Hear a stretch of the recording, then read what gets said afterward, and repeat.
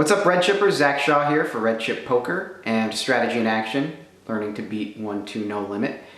Today, I'm joining you from the set of our video shoot that we're doing for the Crash Courses, which is a new product that Red Chip Poker is coming out and that I helped work on along with the coaches.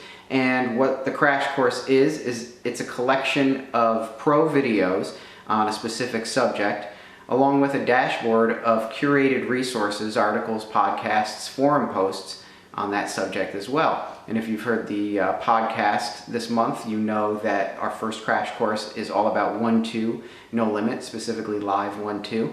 We also have a Crash Course out about MTTs.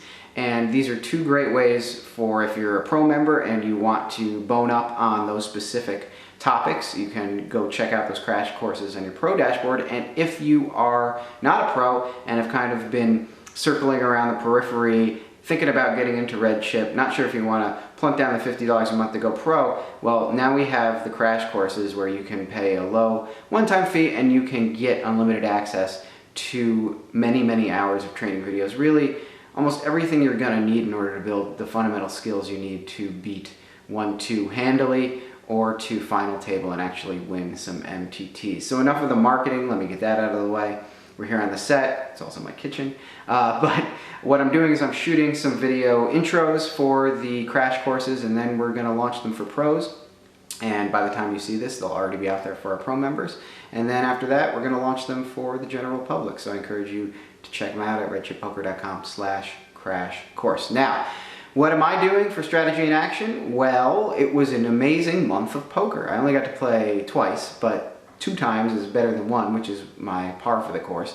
And the first time I went down with a poker buddy of mine from up here in upstate New York, we went down to the Sands as usual, and I had one of the best sessions I ever had.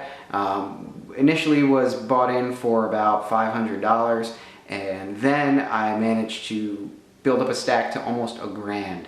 And there was one hand in particular that I was really proud of, and I hope I am merited to be proud of it. You can let me know in the comments. If not, when you read the Strategy in Action article, you'll see what it's all about. And that's why I titled this episode Exploiting Aggression, because that's exactly what I did. There was a woman at the table who would not stop betting and raising and calling, and so I devised a strategy to exploit that and played a great hand where I won several $100s off of her and kind of finessed it with understanding her range and predicting what she would do. And it was a cool hand too because it was kings. I held kings and it was an ace-high flop. And I talk a little bit about building the confidence to work in an ace-high flop with a high premium pair, because it's something that I've been working on off the table in terms of thinking about ranges and how I should be playing that.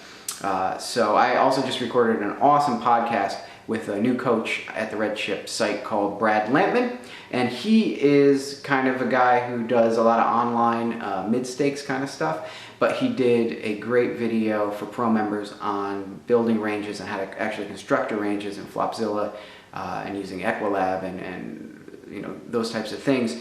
And it's a really good video for people who are just getting started doing Flopzilla or just getting started building ranges and thinking about open ranges, range versus range, and all that good stuff. So definitely check that out if you're a pro member.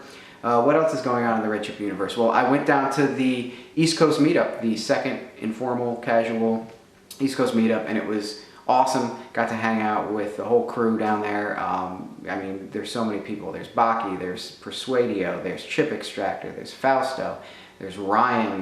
Got to meet Toronto Jose, right? Oh, and by the way, Chip Extractor's new nickname is Tugboat Steve, so if you ever see him, remember that's Tugboat Steve. So, just an amazing time with an amazing group of people. We went to the Golden Nugget, we played some half no limit, half PLO, and if you look in the forums, you'll see some of the other people that played. I had to leave early, some other people came later, and that game went on for a while, and some of the people who played PLO got burned pretty bad. I think that was the angle that was being shot at us by Fausto and Persuadio, who had a lot more experience playing PLO. Now, I've played PLO online for, I don't know, maybe 10, 20 hours. I play a lot of actually PLO 8 online. I feel pretty good about my game there, but in terms of PLO, I made a super fishy, call of an all-in shove, and woof, there goes my stack. But what was cool was prior to that, I was really feeling like I was holding my own with these super awesome, really good players. And that's saying a lot for someone who hardly plays poker, certainly plays poker a tiny fraction of the amount that these guys do. And, you know, I was able to go toe-to-toe. Was I making incredibly sophisticated plays? No. I was doing more exploiting aggression and basically just taking my premium hands and, you know, raising and shipping them and hoping that they hold up. That's been my strategy playing with these guys all the way since back in Live at the Bike. They know that strategy. It's very transparent, and it kind of is what it is, you know? That's poker. So anyway, that was an awesome meetup. Can't wait to do that again with the East Coast guys.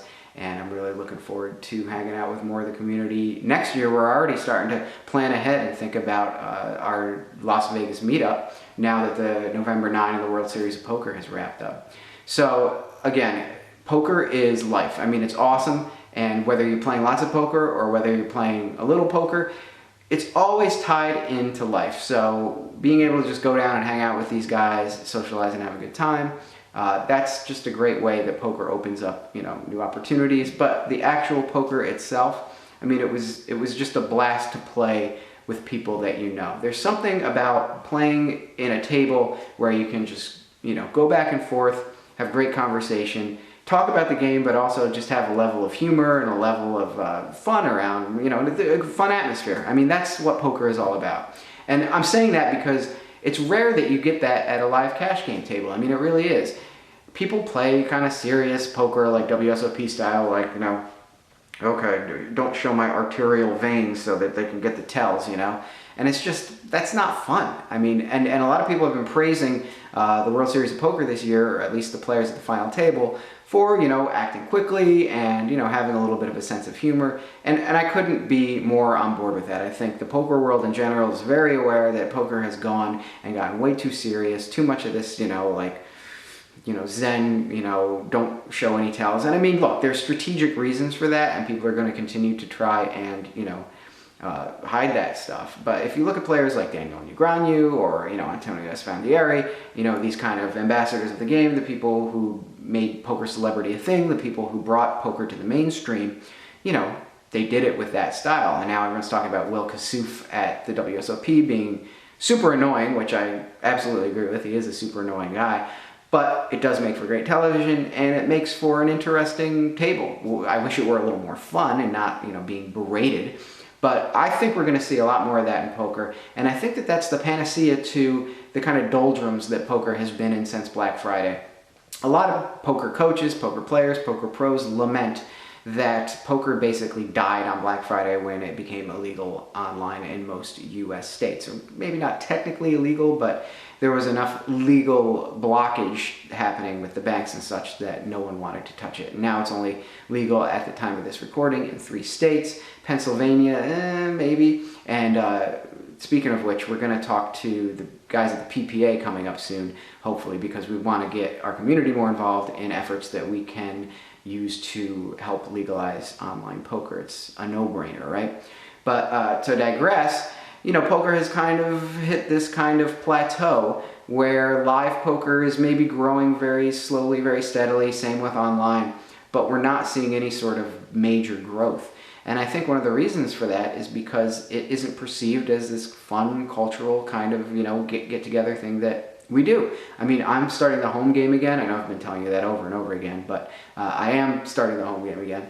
And it's only to socialize and have fun playing poker. Like, it's not to win money. I mean, like, if I win 100, if I lose 100, whatever. It was all in the fun of the game. So I want to see more of that reflected all over the poker world. I want to see more of that in our video coverage, and I think you're going to see more of that as our community members take more video. I know that if you want to see what went on at the East Coast meetup, you got to check out Chip Extractor's blog and vlog. You can find it in the forum or just Google it. He's going to be posting a lot of video. He has a little tiny, what looks like a spy camera, and he records a lot of the action, but he recorded a ton of stuff, including a crazy $2,500 3-way all-in PLO hand from the Golden Nugget where we played just this past weekend. So definitely check that stuff out. It was actually the first time where casino staff came over and told us to stop recording. I've been, you know, really surprised at how easy it is to take a phone into the casino and, you know, record yourself and nobody bats an eye. But apparently we're going a little overboard. So definitely check out some of that video footage. I took a few photos and videos too, but nothing compared to what they took. And yeah, I mean, let's make poker more fun, but also making poker more fun is about winning, right? So in order to win, we've got to do things like exploit aggression. That's really been, to wrap this whole video up, you know, the theme of my game over the last month is saying, you know what, I'm not going to be afraid of anything in this game, and I'm going to be exploiting everyone. I've been having a lot of conversations, and you know, 1-2 is a very exploitation-driven game. You're trying to pick up on the patterns that your opponents are exhibiting, and then you want to play in such a way to exploit that. And so when I saw this woman being aggressive, it was a great way for me to say, all right, let me step back, let me formulate a plan in between hands. I've worked out these kind of spots away from the table so I can feel confident with my kings when an ace flops. You know, my mantra has been, they will tell me if I have an ace. And that single thing, you know, that single common spot where you have a good pocket pair, and or you flop, you know, middle pair, let's say, but there's an ace on that flop, you know, and you should be scared of the ace because lots of players have aces in their ranges when they're raising pre-flop or calling. But at the same time, you can't just let that fear dictate everything that you do. So I think, you know, working on that spot away from the table, what do I do when an ace-high flop happens and I have, you know, kings, queens, jacks, or middle pair?